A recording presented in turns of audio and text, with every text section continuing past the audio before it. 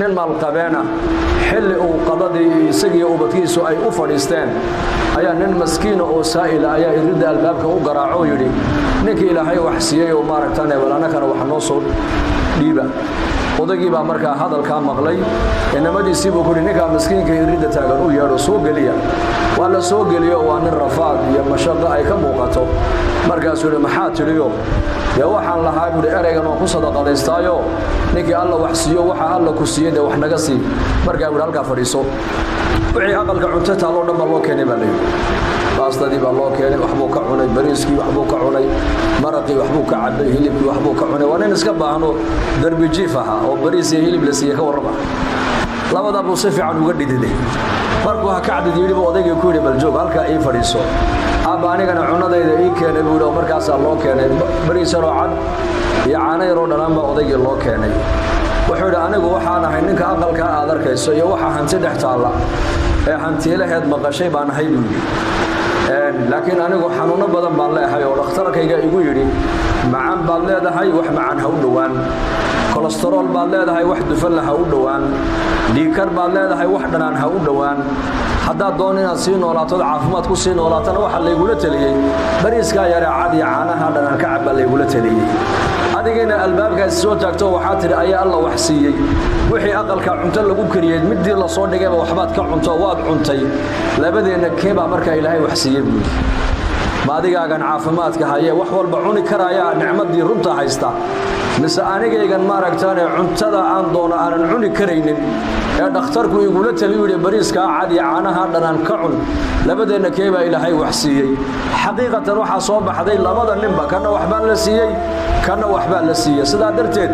dadka adduunyada jooga ninba nin buu tuhmayaa mooyaane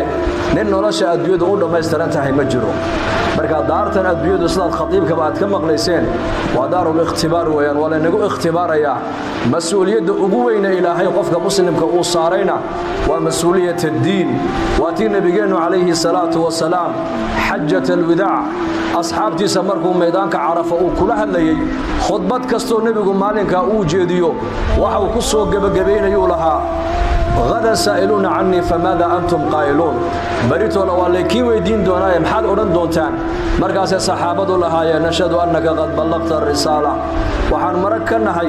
رسالة الرب كوسو دي بين النسو غارسيسي أمانة دينا إنا بودتي دينتا إلى حين هلغن كيغي نبتا هاينا دو هلغنتي إلى مارك أمدنا أدو نصلي حيسي لأن مركب النبي فرتا سو نبي عرك أتاقولها اللهم فاشهد إلهو كم رقهو إلهو كم رقهو إلهو كم رقهو مركب النبي عليه الصلاة والسلام صحابتي سأقولها كينا ما أنت شاهد كي إلى جوغي حاضركو كينا مغنقارسية النبي صلى الله عليه وسلم وأما أنت سودكت آيات القرآن اليوم أكملت لكم دينكم وأتممت عليكم نعمتي ورضيت لكم الإسلام دينا ما أنت دينتي نيدا ما يستريبها إلى حيري نعمت دينا ما أنت دوشينا كتام يلي دينت إسلام كان أنا إني دورتور علي إني قال نقضيبها إلى حيري صحابته حلك واللقو وريجيي والنبي محمد عليه الصلاة والسلام بحلك كو وريجيي أصحاب رسول الله إن حلك الدين توي قادان وشرقا وغربا حلكي أي دين أي قارسيين أيام ما أنت إسلام كو جوغا بالليل مال اللي ماشي نص صحابي انتو رسالة حنبار ودين تقارسيي حلكي دين إسلام كو مسؤول دافين بالليل marka mas'uuliyadda koobaad ee banka qiyaamada la weydiin doono walaalayaal waa diinta ayaa la weydiin diintuna waa maxay sida ruuxda bini aadanka jirkiisa uu ugu dhaqaaqayo ugu socdo ayaa nolosha dhan ee adduunyadu ay ku taagan tahay diinta islaamka oo waxa maanta adduunyo gaal cad iyo gaal madow aan kula noolahayn ugula nool sababtooda inaku kuma taagnine bal gaaladu iyaka sababteena ku taagan lawla bahaa'im ar-rutac wa shabab as-sujud wa shuyukh ar-ruk'a lam yumtaru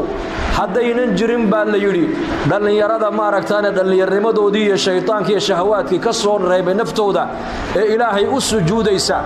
odayada da'da waaweyn ee rukuucdu ay dhibayso ee haddana ilaahay u rukuucaya iyo bahaayimka dambiba aan galabsanay dhulka daaqaya saddexda haddaynan adduunyada jirin baa la yidhi adduunka roobo kuma da'eenba dad badan oo muslimiina aaminsan in gaalada lagu joogo gaalada lagu nool yahay war gaalku sababtaydu ku nool yahay aniga war gaalku adiga sababtaadu ku nool yahay war muslimka ashahaadanaya geedka hoos jiifay ashahaadanaya ee ilaahay rumaysan nabi maxamed rumaysan calayhi salaatu wasalaam muslimka sababtiisa gaaladu ku soo socdaan ee ku cunayaan binas alhadiis buu nabigu ku yiri saacada qiyaamadu ma dhacaysa buu nabigu imani mayso inta arlada dusheeda laga leeyahay la ilaaha illa allah ama arlada korkeeda inta uu joogo qof ilaahay rumaysan oo ilaahay aaminsan saacada qiyaamadu dhici maysa buu nabigu calayhi salaatu wasalaam maalinta qof muslim adduunka laga waayo waxaad ogaataa adduunka ilaahay uu qaato uu duubay ogaada markaas oo nabigu sallallahu alayhi wasallam wakiilaha dabayl baa ka iman doonta min qibal ash-sham dabayl qabow oo udgoon mid kasta oo adduunyada ku nool muslima ama mithqala dharra in la ego iimaan qalbigiisa ay ku jirto dabayshaasi sanka intay ka gasho ay ruuxda ka qaban doontaa buu nabigu yiri midkiin haduu yiraahdo dabaysha ka orod oo buur caloosheeda ka galna dabaysha intay ka daba tagto ay ruuxda ka soo qaban doontaa buu nabigu calayhi salaatu wasalaam marka dadka muuminiinta adduunka nafta laga wada qabto ee dabayshaasi ay ruuxda ka wada qabato dadka dad ugu shar badan buu nabigu ayaa arlada dusheeda ku soo hari doona kuwaas oo wanaagna aanan isfaraynin munkarna aanan iska reebaynin ibliis baa sheekh iskaga soo dhigi doona waxa uu oran doona aniga maadi aqbalaysaan oo maxaad naamraysaa han ku aqbalne waxa uu oran doona asnaamta dib u caabuda kuwaas iyagoo asnaamta caabudaya oo qoryihii iyo shirkigii bartamaha ugu jira ay saacada qiyaamadu ku dhici doontaa buu rasuulku yiri وصلي رسولك marka ruuxdan caalamku waa qofka muslimka islaam ilaaha muslim inaga dhigay baan ugu mahadinaynaa saadarteed mas'uuliyadda koobaad ee nasaaran waa diinta waxa u dana ayaa nolosheena dadkeena iyo dalkeena u dana ogaada waa meesha Soomaalidu ay tiraahdo waxa ummusha u danaba ilmaha u dana odaga islaamtu markay u dhasho ilmaha cunto u soo dhigi maayo aqalkee islaamta u nafaqayn timir buu u keeni hilib yar maartan oodkac buu u keeni subag buu u keeni neef yar buu u soo qali waayo nafaqada ilmuhu hooyadii buu ka qaadanayaa halkay Soomaalidu ay leedahay war waxa ummusha u danaba ilmahana u dana war waxa diinteena u dana islaamka ayaa dadkeena iyo dalkeena u dana walaalayaal marka diinta xil baa inaga wada saaran dhalinyarada xil baa ka saaran odayada xil baa ka saaran maalqabeennada xil baa ka saaran caamada xil baa ka saaran culimada xil baa ka saaran madaxda xil baa ka saaran oo diintu waa maxay waa waxa adduunyadu ku taagan tahay waa meesha culimadu ay yiraahdaan ummadda hadii saddex khasladood laga arkay bay leeyihiin ummadaasi way jiri nabadna way ku waari horumarna way hiigsan barwaaqana way heli saddexdaas waa maxay waa cadaalad waa sidq rusheegnimo iyo amaana saddexda ummad hadii laga helo mas'uuliintooda laga helo maalqabeennadooda laga helo caamadooda laga helo culimadooda laga helo qof kasto muslim haduu saddexda khaslo ku sifoobo al-adl inuu cadaalad yeesho qofku cadaalad sameeyo iyo inuu amaana u yeesho qofku uu noqdo amaana xaafide iyo inuu noqdo qofku rusheege saddexda ummaduhu way ku jiraan baaqina way ku noqdaan wayna ku barakoobaan saddexda cagsigeega ana ummaduhu way ku baaba'aan oo way ku dumaan waa saddexdee waa dulmiga waa ضد العداله waa khiyaanada waa ضد الامانه waa kidibka waa beenta waa ضد الصدق weeyaan saddexdaan ummaduhu way ku baaba'aan dulmiga way ku baaba'aan khiyaanada way ku baaba'aan beenta way ku baaba'aan saddexda khasladoodna waa saddexda khasladood ummaduhu ay ku baaba'aan ay ku dabar go'aan saddexda hore soo sheegay nabi culimadu leeyihiin waa saddexda ummaduhu ay ku sii baaqi noqdaan ay ku jiraan waana diinteena inagu dhiirigelinaysa saddexdaas in qofka muslimku uu noqdo qof cadaalad sameeya oo yaad cadaalada u sameynaysa marka u horeysa ahibba lin-nas ma tuhibbu li nafsika takun musliman bu nabigu calayhi salaatu wasalaam waxa naftaada la jeceshahay ee khayra dadka la jecelo bu nabigu yiri islaamnimadaadu markaa bay dhab noqonayeen وخالق الناس بخلق حسن dadka muslimiinta oo kaliya dabeecad wanaagsan kula dhaqan lagu ma oranay waxa laga yiri dadka oo dhan dabeecad wanaagsan kula dhaqan oo dabeecada wanaagsan waa maxay waa meesha dadka gaalada ay dalkan inagula nool ee dalkan aan kula nool lahay waa meesha diinteena islaamka aan ku gaarsiin karno weeyaan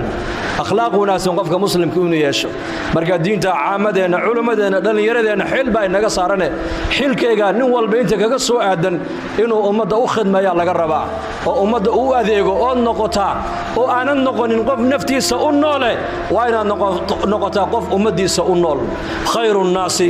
anfacahum linnaas dadka ayaa ugu khayr badan buu nebigu yidhi ninka ummadda wax tara ayaa dadka ugu khayr badan buu nebigu yidhi